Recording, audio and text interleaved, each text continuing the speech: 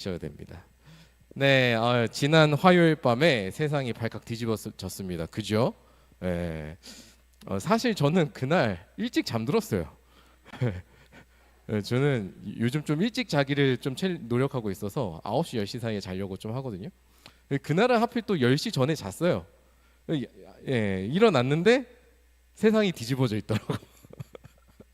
나중에 아내한테 물어보니까 그랬었다. 네, 이제 당신 또 이제 아침 일정 있으니까 안 깨웠다 이러더라고요. 그렇죠. 만약에 봤으면 잠을 못 잤을 거예요. 저도. 네, 그랬을 거라 생각이 드는데, 네, 대통령이 긴급 계엄을 선포하고 이곳저곳에 경찰하고 군인들을 배치하는 일들이 벌어졌습니다. 어, 다 끝난 상황에서 제가 그 뉴스를 봤는데도 제가 어안이 벙벙하고 뭐 약간 심장이 콩닥콩닥 뛰는 약간 그런 긴장을 가졌던 것 같아요. 아마 실시간으로 보셨던 분들은 더 그런 긴박함을 느끼셨으리라 생각을 합니다. 혹시 그날 그 밤에 여의도 가신 분 계신가요? 네. 그렇군요. 네, 다들 생중계로 보셨던 걸로. 네, 좋습니다. 다음 날이 돼서 저 어머니랑 통화를 했는데 저희 어머니는 계엄을 실질적으로 경험하신 세대거든요. 네, 저희 어머니가 이제 68, 9 이렇게 되시니까 이제 계엄을 실질적으로 경험한 세대란 말이에요. 그래서 어머니랑 아침에 전화가 와서 통화를 하는데 진짜로 계엄이 해제될 때까지 그 다음까지도 잠을 못 이루셨다고 하더라고요. 그러니까 그 계엄이란 말만 들어도 그때 경험들이 막 트라우마들이 생각이 나서 잠을 못 잤다 이야기를 하셨습니다. 심지어 여의도에 가고 싶은데 그 오히려 우리 이렇게 연약한 우리가 가면 나이든 우리가 가면 방해일 수 있다. 우리 마지막에 가자. 뭐 이런 얘기도 하셨다고 하더라고요. 하여튼 어머니와 통화를 마치고 밤중에 일어난 일들을 다시 한번 막 이렇게 복기를 해보는데 이 계엄이 선포돼 가지고 해지되기까지 뭐 한 이제 시간이 뭐 넉넉 잡아 6시간. 그 6시간이 사람들에게 얼마나 길고 힘겹게 느껴졌을까. 그게 좀 여실히 저는 느껴졌습니다. 그리고 그 영상들을 보면서 자료들을 보면서 전 무슨 생각을 했냐면 이 기다림이라는 게 때로는 너무나도 힘겨운 일이다. 너무나도 힘겨운 일이다라는 생각을 했습니다. 국회에서 안건을 상정하고 이제 계엄 해제를 표결하는 국회의원들에게나 그리고 그 밖에서 계엄군을 막아선 보좌관들, 직원들, 시민들에게나 이 계엄이 해제되기까지를 기다리는 게 진짜로 어려운 일이었겠다, 힘겨운 일이었겠다. 저는 그런 생각을 많이 했어요. 여러분, 이렇게 하물며 정치적인 사건에서도 기다림이라는 건 힘겨운 일입니다. 이렇게 또 극렬한 대치나 혹은 저항이 있을 때는 그 기다림이 더 어려워지죠. 이렇게 힘겨운 일인데 여러분, 하나님의 나라, 하나님의 역사에 대한 기다림은 어떻겠습니까? 그 기다림 가운데 얼마나 많은 방해와 박해와 공격이 우리를 찾아오겠습니까? 우리가 그 나라를 바라면 바랄수록 그 공격들이 더 거세게 다가올 겁니다. 그리고 그렇게 기다림 가운데 언제 이 기다림이 끝나서 하나님의 통치가 완성될까, 이것을 우리가 알지 못하고 계속해서 그냥 기다려야만 된다면 그 기다림은 더더욱 어려운 일처럼 느껴질 겁니다. 자, 이런 상황 속에서 우리는 주님을 기다리는 사람들인데, 이런 상황 속에서 이 대림절에 우리는 다시 오실 예수님을 어떻게 기다릴 수 있을까요? 오늘 기다림의 자세 두 번째 시간인데요. 우리 사가랴의 이야기, 사가랴라는 인물의 예언을 통해서 우리의 기다림의 자세를 한 번 더 돌아보고 이 시대에 우리가 주님을 어떤 마음으로 무엇을 하면서 기다려야 될지를 생각해 보면 좋겠습니다. 자, 우선 오늘 말씀을 읽어내려면 사가랴라는 인물에 대해서 여러분이 조금 아셔야 됩니다. 자, 오늘 말씀에서 예언을 하는 사가랴는 직업이 제사장이에요. 제사장입니다. 제사장 가문의 혈통으로 제사장의 역할을 하는 사람이었고요. 그리고 그의 아내는 엘리사벳이라는 이름을 갖고 있었습니다. 이 엘리사벳도 제사장 혈통이에요. 아론의 직계 후손으로 알려져 있습니다. 그래서 이 두 사람은 성경 말씀을 보면 어떤 사람들이었냐면 하나님의 모든 계명을 흠없이 지킨 의로운 사람들이다라고 평가를 받는 사람들이었어요. 네. 모든 말씀, 하나님의 그 율법의 계명들을 잘 지키는 의로운 사람들이었던 거죠. 자, 근데 그러던 어느 날에 평소처럼 이제 사가랴가 성전에 들어가서 제사 업무를 보고 있었습니다. 이제 제사장이 들어가서 이제 제물을 뜨고 이제 향을 치르고 이제 그 절차들을 집례를 해야지 제사가 이루어지거든요.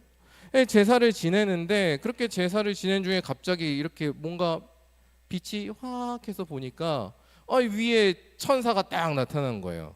천사 이름은 가브리엘이었습니다. 천사가 딱 나타난 거예요. 이 천사가 갑자기 딱 나타나니까 사가랴도 놀라지요. 어이구, 이렇게 놀란 거죠. 놀랐는데 이제 이 가브리엘이 천사 가브리엘이 사가랴에게 하나님께서 전하시는 말씀이다 하고 이제 말씀을 전하는 거예요. 근데 그 말씀이 뭔가 했더니 사가랴의 아내 엘리사벳이 임신을 하고 아기를 낳을 것인데 그 아기의 이름을 요한으로 지어라 라는 말씀이었습니다. 그리고 이 아들이 뭘 할 거냐면 이 이스라엘의 사람들을 하나님께로 많이 돌아오게 해서 주님을 위한 백성을 준비시킬 거다. 주님을 위한 백성을 준비시키는 역할을 할 거다라는 말씀을 전해요. 자, 이 아이가 태어난 아이가 커서 뭐가 될까요? 여러분 복음서 이야기에서 뻔하잖아요. 이 사람 누구겠어요? 세례 요한이지, 그죠? 세례 요한의 탄생 이야기였던 거예요. 자, 아무튼 사가랴가 이렇게 놀라운 소식을 천사로부터 들었는데 그의 반응이 탐탁지가 않습니다. 이러는 거예요, 느낌이. 이러는 거죠. 그래서 그 1장 18절에 보면 사가랴가 뭐라고 얘기하냐면 이렇게 얘기합니다. 내가 이것을 어떻게 알리요? 내가 늙고 아내도 나이가 많으니이다. 무슨 얘기하는 거예요? 사가랴가 보기에는 우리가 아기를 가질 수가 없는 거예요. 왜? 우리 너무 늙었어요. 아브라함이 좀 떠오르는 대목이죠. 아브라함한테 이제 하나님이 오셔서 하나님의 사자가 와서 아이를 가질 거야 했더니 이제 사라가 웃잖아요. 왜 웃어? 했더니 이제 웃는 이유가 나 나이 들어서 애 못 가져. 그래서 웃었던 거 아닙니까? 그것과 비슷한 느낌인 거죠. 사가랴가 보기에 우리 부부는 이미 나이가 너무 많아서 아이를 가질 수가 없는 상태였던 거예요. 근데 천사가 갑자기 와가지고 아이를 낳을 거야 라고 하니까 믿기지가 않는 거죠. 믿기지가 않는 겁니다. 그러자 이제 가브리엘이, 우리 천사님들은 되게 선하세요.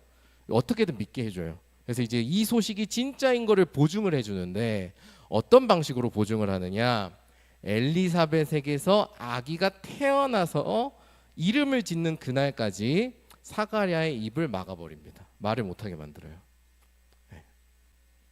그 순간 그냥 벙어리가 된 거죠. 순간 말을 못하는 사람이 된 겁니다. 말을 못 잃어버린 상태로 이제 그 성전에서 나와가지고 10달을 기다려야 됐던 거예요. 10달. 여러분, 이 제사장이 얼마나 말을 많이 하는 직업인 줄 아십니까? 제사 지내려면 말 많이 해야 돼요. 가르치는 것도 많단 말이에요. 근데 말을 못하게 됐어. 이 사람은 자기 역할을 할 수가 없는 상태가 됐던 거죠. 여러분, 천사가 여러분들께 말씀하실 때 애지간하면 받아들이세요. 무슨 일이 여러분한테 일어날지 몰라요. 그냥 믿으세요. 하여튼 그런 식입니다. 그래서 이제 10달을 기다리는 가정 가운데 마리아가 갑자기 이제 아기를 임신한 채로 방문을 하는 일도 있고 뭐 그런 일들이, 에피소드들이 펼쳐지죠. 자, 그렇게 10달이 지나서 엘리사벳에게서 아기가 태어납니다. 태어나고 아기의 이름을 요한으로 지어요. 그랬더니 사람들이 왜 요한으로 짓지? 약간 이제 제사장 가문에서 나올 이름이 아닌 거예요. 이 요한이라는 이름이. 우리는 약간 좀 이해가 안 되지만 이 당시에 이름 짓기법이 있는 거죠. 근데 요한은 좀 어색한 이름인 거예요. 그래서 이제 사가랴한테 찾아가서 아기 이름 뭐라고 지을 거예요? 물어보니까 사가랴는 말을 못 하잖아요. 그래서 썼습니다. 뭐라고 꾸적꾸적 쓸 때 딱 보여줬더니 요한인 거예요. 그래서 요한 이름이 맞구나. 그래서 아기 이름이 딱 요한이 됩니다. 그러니까 되자마자 사가랴의 입이 탁 열립니다. 말을 하기 시작을 해요. 그리고 그렇게 말을 하기 시작하자 사가랴에게 성령님께서 임재를 하셔서 갑자기 하나님을 찬송하고 하나님의 말씀을 예언하기 시작을 합니다. 이 예언에는 당연히 무슨 내용이 담겨 있냐면 앞으로 세례 요한이 어떤 인생을 살 것이고 그 세례 요한을 통해서 누가 오실지에 대한 예언이 담겨 있었던 거죠. 그게 바로 오늘 우리가 읽은 본문의 내용입니다.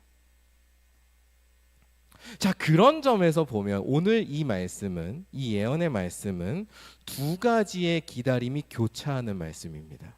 어떤 기다림이 교차하고 있을까요? 첫 번째, 한편으로는 엘리사벳이 임신한 아기가 태어나서 요한이라는 이름을 받기까지의 10달의 기다림이 있습니다. 내 입이 열려야 될 거 아니에요. 기다려야 된다고요. 이 기다림이 있어요.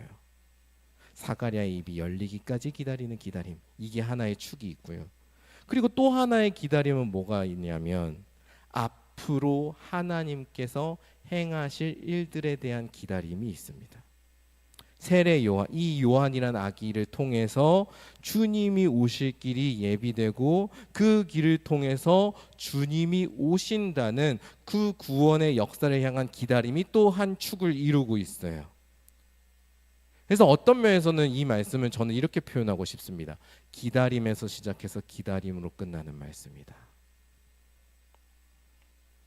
자, 그렇다면 우리가 이렇게 질문해 볼 수 있을 것 같아요. 사가랴는 어떻게 이 시간들을 기다리면서 살아갈 수 있었을까요? 어떻게 이 시간 가운데에 하나님의 일들을 희망하면서 살아갈 수 있었을까요? 사실 이 사가랴에게 교차하는 이 기다림들은 한 가지 중요한 핵심을 공유하고 있는 것으로 보입니다. 자, 이 핵심을 설명하기 위해서 다시 한번 지난주에 그 급박했던 상황으로 돌아가서 한번 생각해 보죠. 자, 지난주 화요일에 그렇게 일이 터졌을 때 수많은 시민들이 밤새도록 그 여의도를 둘러싸서 지키고 있었습니다. 자, 그 긴박한 상황을 이 사람들이 버틸 수 있었던 이유는 무엇일까요? 무엇이라고 생각하십니까? 이 나라가 이렇게 되면 안 된다는 사명감 또 있었겠죠. 뭐 내가 이렇게라도 나와서 의사를 표명해야 돼라는 어떤 그런 마음도 있었을 겁니다. 하지만 이 사람들이 버틸 수 있었던, 그 시간에 버틸 수 있었던 가장 중요한 원동력은 제가 느끼기에는 국회에서 이 계엄을 끝낼 수 있다라는 확신이 있기 때문에, 확실하게 주어져 있는 게 있잖아요. 권한이 있단 말이에요. 이 국회에서 의결만 하면, 계엄 해제 의결만 하면 이 계엄은 끝난다라는 모두가 공유하는 그 확신이 있다고요. 룰적인 확신이 있다고요. 이 확신이 있었기 때문에 국회에서 버틸 수 있었던 거라고 저는 봅니다. 국회 의결만 통과하면 이거 끝낼 수 있다. 국회 의결만 통과하면은 이 상황을 바꿀 수 있다. 이 믿음이 있었기 때문에 그 상황 속에서 수많은 사람들이 밤을 지새우면서 국회에서 그걸 버틸 수 있었던 거예요. 그 군인들이 오는데도.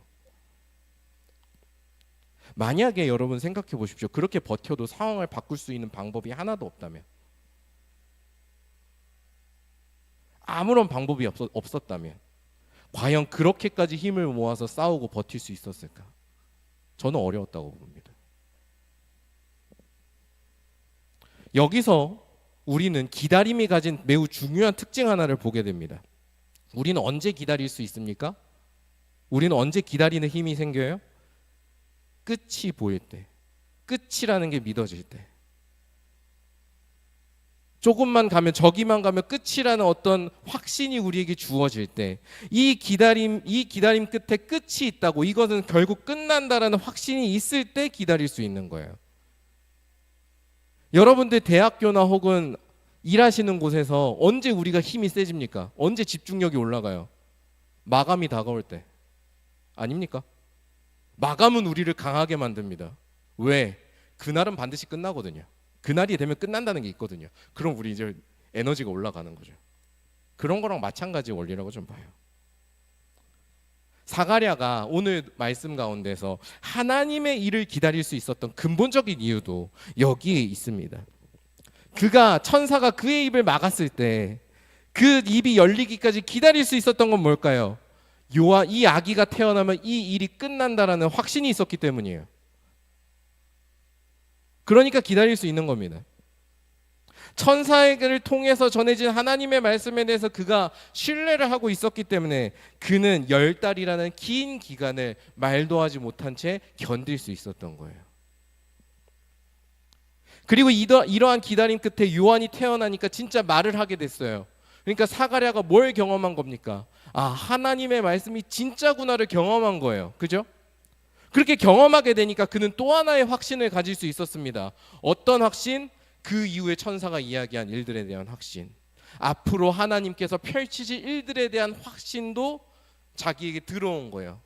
아, 이 아이를 통해서 하나님께서 구원의 역사를 이루시겠구나, 이것에 대한 이 일을 하나님께서 이루시겠구나라는 확신을 갖게 된 겁니다.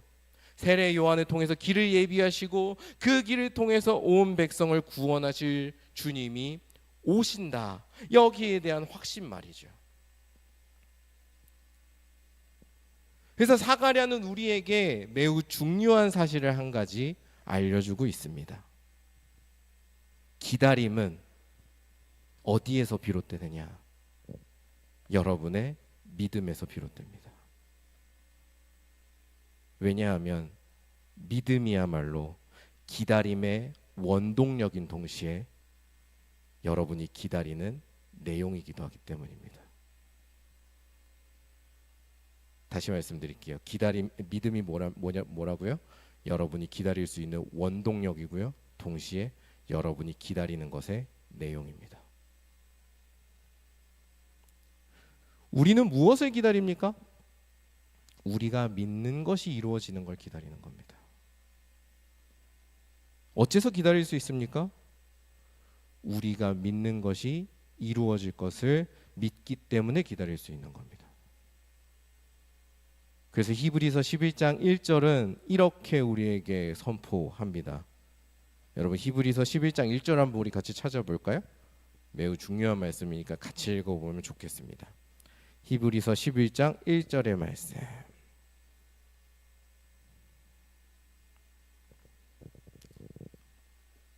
히브리서 11장 1절의 말씀. 자, 한번 같이 읽어볼까요? 시작.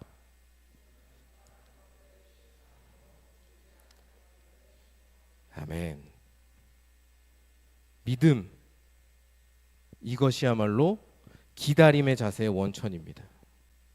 바라는 것들이 실제로 이루어지는 것을 그래서 기대하는 거, 보이지 않지만 이루어진다라고 바라보고 기다리는 거, 이것이 바로 믿음이 하는 역할이에요. 우리가 이 대림절에 예수님에 대한 기다림이 없다면, 우리가 이 예수님을 기다리지 않고 있다면, 우리는 우리 스스로에게 한번 진지하게 물어봐야 되는 겁니다.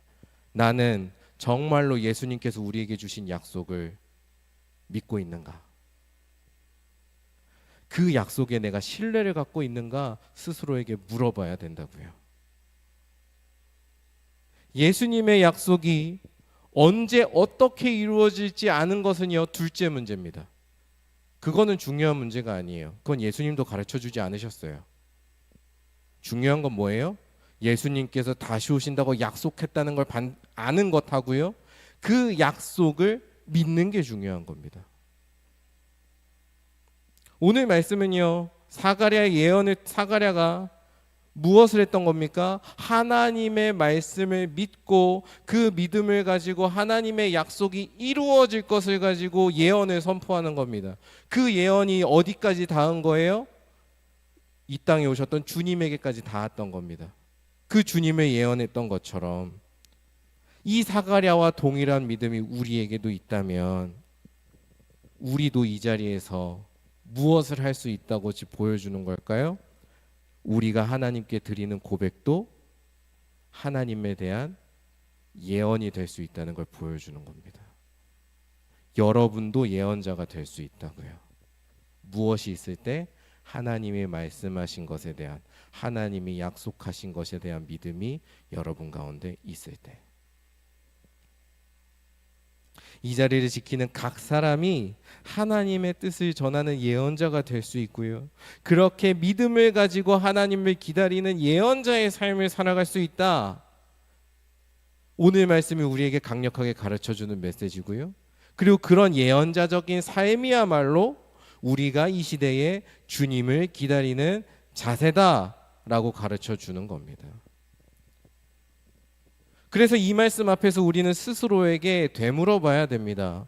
우리는 무엇을 기다리고 있습니까? 그리고 이 질문은 이렇게 바꿔야 됩니다. 우리는 무엇을 믿고 있습니까? 여러분은 무엇을 믿고 있습니까? 이걸 진지하게 한번 물어봐야 돼요. 이 질문과 관련해서 오늘 말씀 가운데 주목해야 될 것이 하나 있습니다. 오늘 사가랴가 하는 예언의 말씀들을 잘 들여보면요, 이 예언의 말씀 곳곳 모든 곳에는 성경의 이야기가 담겨 있고요, 그리고 수많은 곳에 성경 말씀이 인용되고 있다는 사실입니다. 사가랴가요, 자기가 갑자기 즉흥적으로 막 말을 지어내서 만드는 게 아니에요. 성령님이 임재하셨다고 갑자기 막 이렇게 쏟아내는 게 아니라고요. 오늘 말씀에서 69절에서 71절은요, 다윗의 자손을 통해서 이스라엘을 구원하신다는 구약 성경의 약속을 이야기하고 있고요, 72절부터 75절은요 아브라함과 맺은 언약과 인도하신 구약 성경에 있는 그 약속을 끄집어와서 이야기하고 있습니다. 그리고 76절부터 79절은 이사야 선지자의 말씀을 가지고 세례 요한이 앞으로 어떤 삶을 살아갈 것이고 이를 통해서 오실 예수님에 대해서 이야기를 하고 있어요.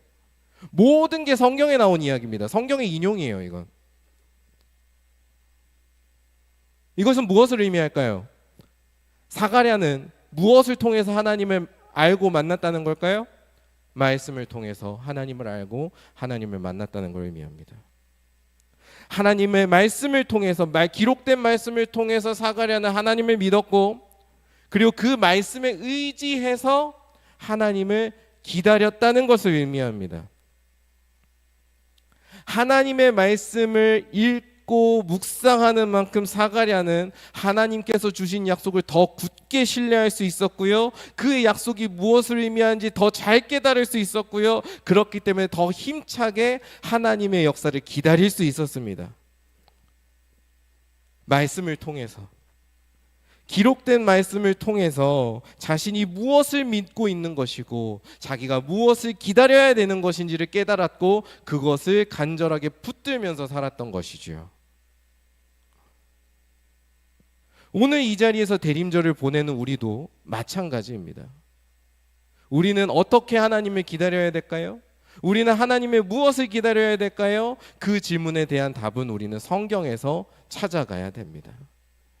하나님께서는 성경이라는 이 기록된 말씀, 교회에서 선포되는 말씀을 통해서 우리에게 다가오십니다. 그 말씀을 가까이 하는 만큼 우리는 하나님께서 무엇을 약속하셨는지를 분명하게 알게 되고요, 그 약속을 더욱더 신뢰하게 됩니다. 그래서 우리는 결국엔 참으로 고리타분하게 들리실 수도 있겠지만 말씀으로 돌아가야 됩니다. 말씀을 가까이 하고 즐겨 묵상함이 곧 하나님의 약속을 깨닫고 믿는 길이기 때문입니다. 그리고 말씀을 가까이 하고 말씀 앞에서 나를 돌이키고 순종하는 것이야말로 우리가 하나님의 약속을 붙들면서 하나님을 기다리는 삶의 방식이 되기 때문입니다.